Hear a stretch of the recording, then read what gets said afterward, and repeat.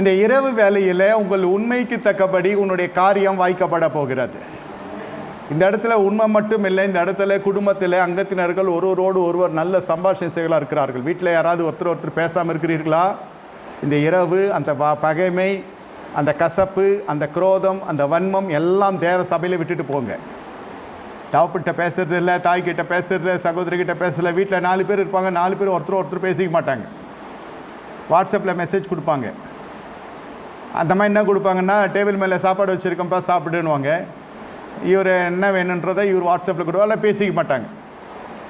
இதெல்லாம் என்ன செய்யும் என்று கேட்டால், நாம் ஒரு அறைக்குள் இருக்க வேண்டிய ஒரு சூழ்நிலை வருகிறது. அந்த நெருக்கமான சூழ்நிலையில் ஒரு அறையிலே இந்த குடும்பங்கள் இருக்க வேண்டிய காலகட்டத்தில் கர்த்தர் சொல்லுகிறார், நீங்கள் போய் என்ன செய்ய வேண்டும், உன் பிள்ளைகளோடு கூட நின்று கதவை பூட்டி அந்த பாத்திரங்கள் எல்லாவற்றையும் நிறைத்து ஒரு பக்கத்தில் வை.